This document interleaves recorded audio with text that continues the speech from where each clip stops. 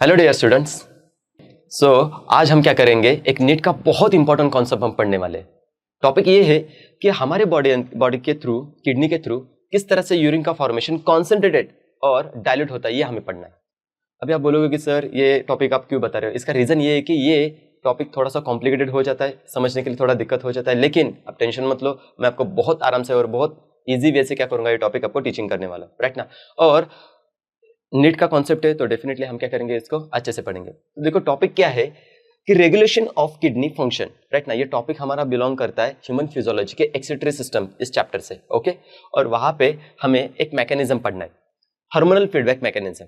अभी देखिए, किडनी के थ्रू जो यूरिन का फॉर्मेशन कॉन्सेंट्रेटेड और डायल्यूट होता है, उसके लिए तीन पार्ट्स क्या कहते हैं मेनली रिस्पॉन्सिबल देखने को मिल जाते हैं। पहला वाला कौन सा रहेगा, हाइपोथैलेमस। सेकंड रीजन रहेगा JGA, juxtaglomerular apparatus, and last one रहेगा क्या, हार्ट।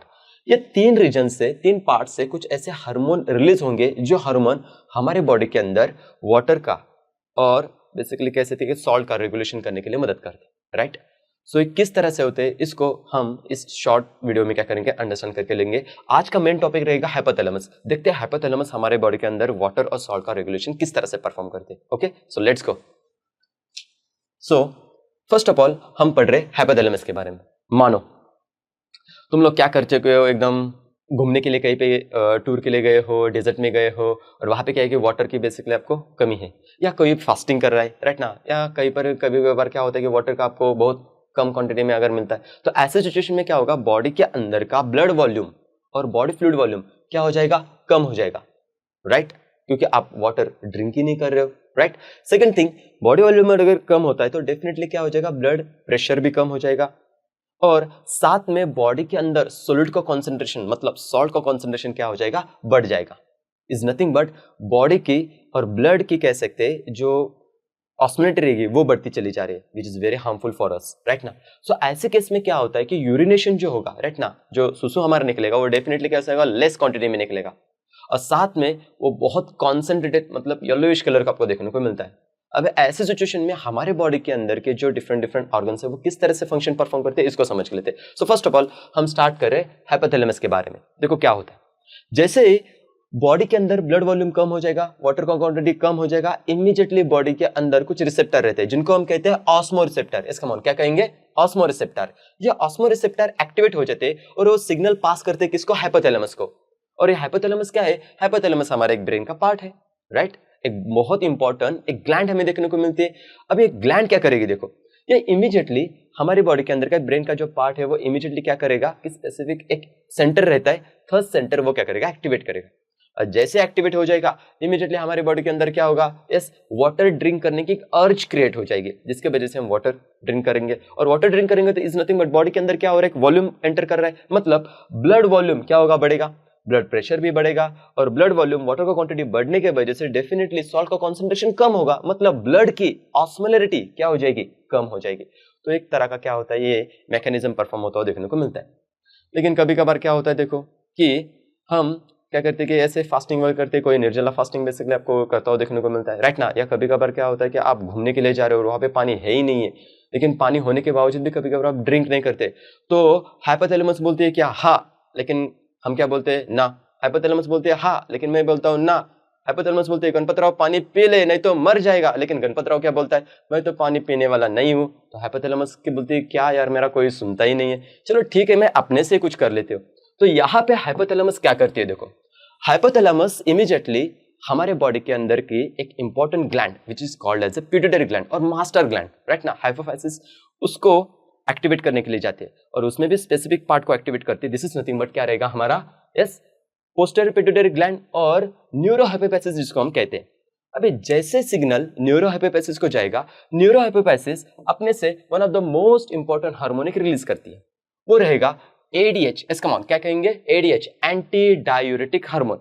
एंटी मतलब रहेगा अगेंस्ट, डायूरेटिक मतलब क्या रहेगा, डायूरेसिस, वाटर लॉस होना, यूरिन के थ्रू वाटर का लॉस होना।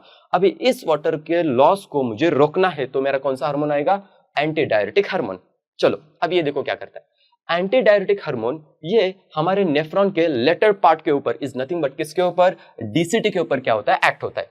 ओके, ये जैसे एक्ट हो जाएगा देखो क्या करता है, डीसीटी के ऊपर एक्ट होने के बाद यहाँ पे ये छोटे छोटे क्या करेगा, यहाँ पे इस तरह से एक्वापोरिन्स क्या करते हैं, फॉर्म करके रख लेता है। ये क्या रहेंगे मेरे एक्वापोरिन्स। अब ये एक्वापोरिन्स का मीनिंग आप इसमें समझ सकते हो, aqua is related to what, water.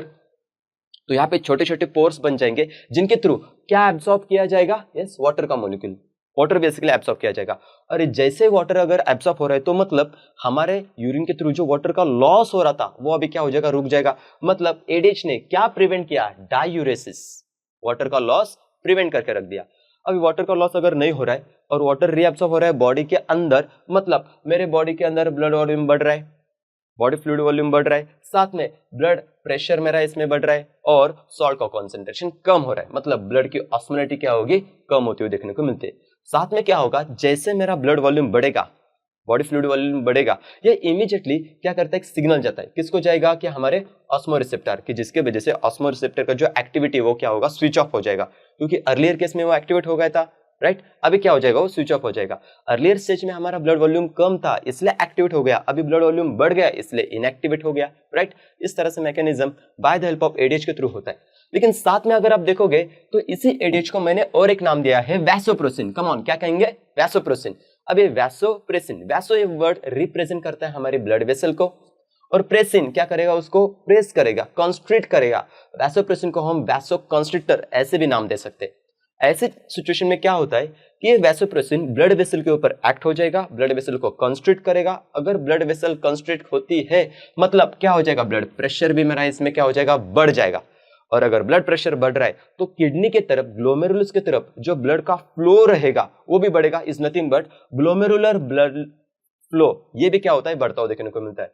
और जितना ज्यादा ब्लड फ्लो रहेगा ग्लोमेरुलस की तरफ उतना ही ज्यादा मेरा जीएफआर, ग्लोमेरुलर फिल्ट्रेट रेट, वो भी बढ़ जाएगा। मतलब इसमें यूरिन का क्वांटिटी अभी क्या होता है, बढ़ता हुआ देखने को मिल जाता है, बिकॉज ऑफ व्हाट, बॉडी के अंदर ब्लड वॉल्यूम बढ़ चुका है। तो इस तरह से बहुत सिंपल तरीके से हमने क्या किया, ये टॉपिक समझ के ले लिया। आज के लेक्चर में अंदर हमने एडीएच का मैकेनिज्म कैसा है वो समझ लिया। नेक्स्ट लेक्चर में हम क्या करेंगे कि ये जो जेजीए, जुक्स्टाग्लोमेरुलर apparatus, इसका मैकेनिज्म किस तरह से होता है, रेनिन क्या फंक्शन परफॉर्म करता है, वो हम क्या करेंगे नेक्स्ट लेक्चर में देखेंगे। Thank you so much.